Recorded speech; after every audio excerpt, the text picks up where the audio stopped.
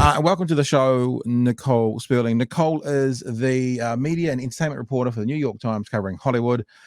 Previously worked for Vanity Fair, Entertainment Weekly, and the Los Angeles Times, and was at the Oscars yesterday. Nicole, thank you for coming, and I wonder if you have PTSD at any stage. Hello, thank you for having me. Well, I was in the press room during the actual show, so I wasn't in the theater, but it was a moment I will not forget anytime soon. That is absolutely for sure. It was quite surreal, and it took everyone in the room, in the press room at least, a minute to even know whether it was scripted or not scripted. Was that punch planned? Was it part of a bit? And then once you saw Will Smith swearing at Chris Rock, everyone knew that, all plans were out the window and things had gone completely off the rails.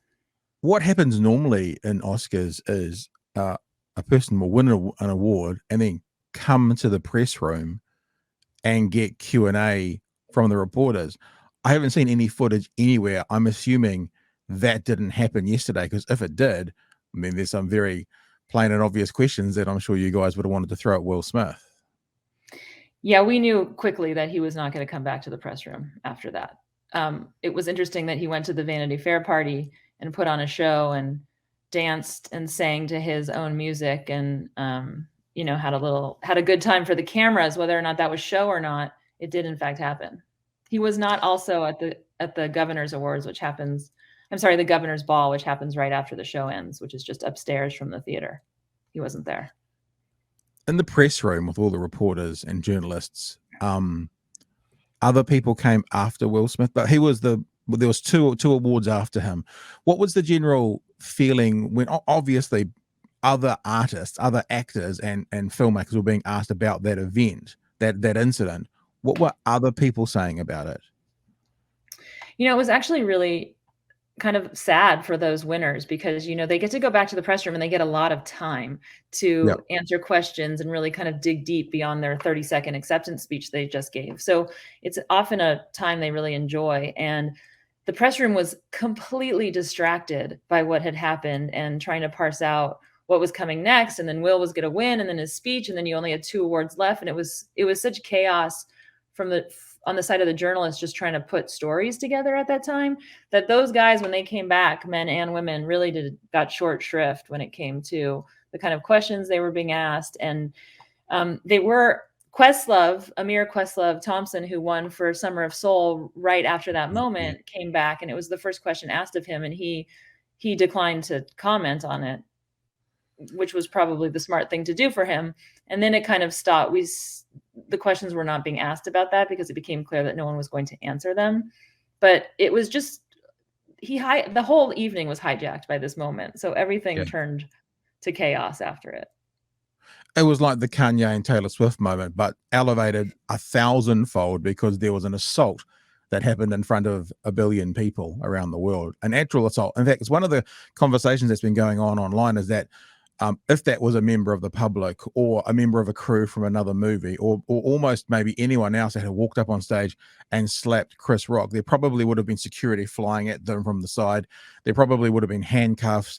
The screen would have gone to black. And I think in America, there was a cutout of the broadcast, not here in New Zealand and not other parts of the world.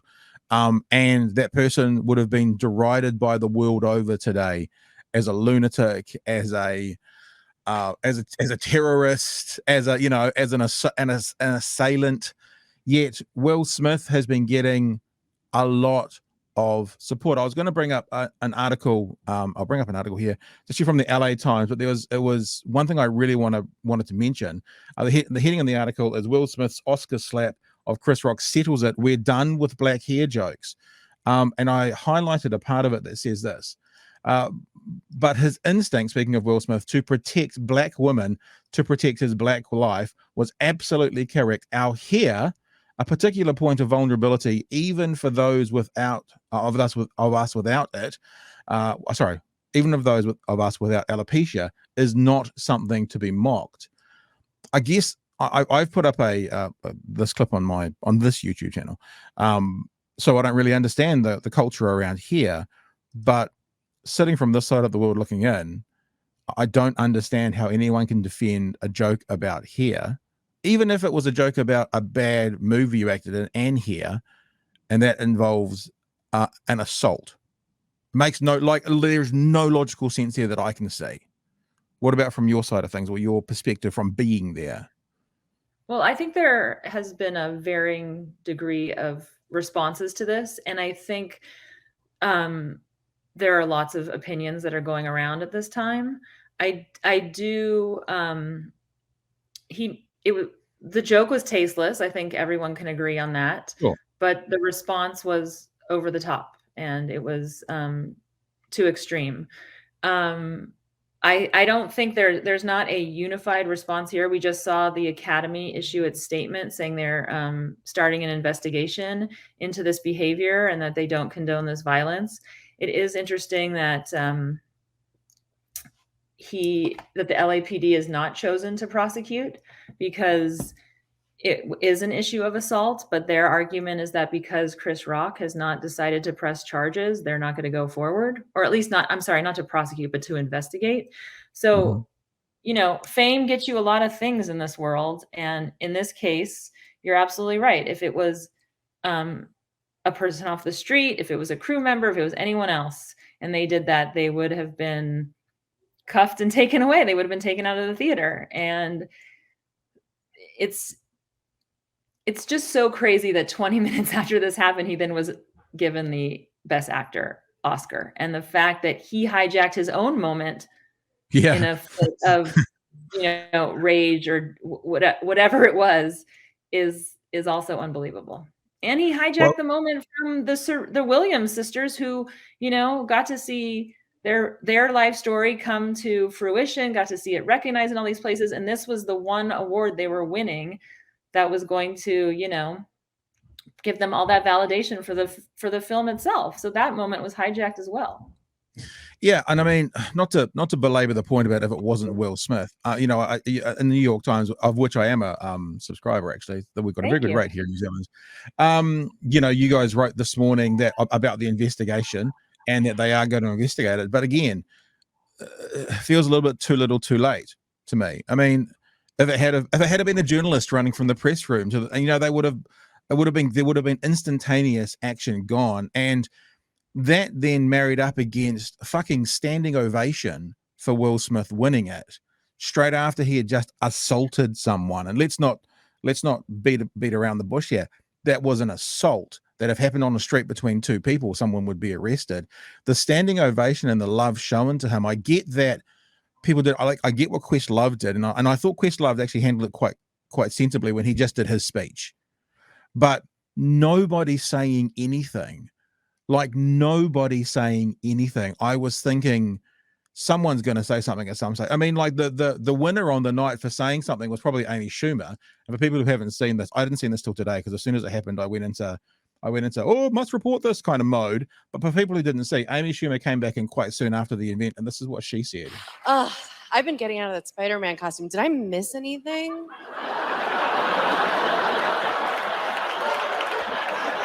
There's like a different vibe in here.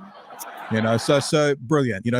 I mean, like, I'm from the comedy point of view, I'm not necessarily a huge fan of Amy Schumer, but I've got to say that was the best part of the night. She acknowledged it without making a statement, but no one making a statement. I couldn't believe that there was all these people and no one went, that was wrong, and you should apologize to Chris Rock, because that's the other thing. He got the standing ovation, and then had his one time that he could have made culprit, the one time that he could have got some of people like me back on board going, heat of the moment happens, but he didn't apologize to Chris Rock. Not at all. He did not. I totally agree with you with the Amy Schumer line. I think that was pitch perfect for the moment. And as far as the Academy goes and their decision to not remove him immediately, in their defense, first of all, it took like a good few minutes to even know whether it was a shtick or not, right? So they didn't know. And when they figured it out that it was in fact a shtick, and it wasn't in fact a shtick, that he actually slapped him and then swore at him twice. they said that they had serious discussions about pulling him from the show. Their fear at that moment was that he had already made such a huge disruption to the event that they didn't want to make it worse by removing him. I mean, that's one of the arguments that's being said, and now they're looking into it. It is too little too late. The Academy is not the most nimble of organizations when it comes to making decisions. Like, they have a huge executive committee and a huge governing board, and like, things just take a while for them to be hammered out, like decisions. It takes a while for things to be decided. I mean, go back to the Moonlight La La Land debacle. Like, that didn't work out very well. So it's kind of par for the course, but who knew that who could have fathomed that this would have happened? And, if they had the regular seats like they had in every year until this year, where they didn't have this like supper club vibe for the people sitting in the front of the theater, wouldn't have had as much direct access. Like, can you imagine if Will's in the middle of the row and has to get up and walk to the side and then go up to the stage to punch somebody? Like, he's not going to do that, right? It takes too long. In this case, he had like a direct line. There was nothing in his path. I don't know. It was It was a moment of hysteria. It was one producer said it to me. It was like, he is part of the collective breakdown that's happening in our society right now. He's just another example of it. I mean, I don't know. There's a lot there. And the other thing, and then look, I know we're not talking politics here, but the other thing is, it kind of screams everything that the left gets accused of by the right in America. I love American politics, so we're not going to talk about that here. I'm not looking for commentary on that, but just to state is that these privileged, get away with anything that the normal man doesn't get away with. Kind of, if you've got money, you can do whatever you want, and you don't get held accountable whatsoever.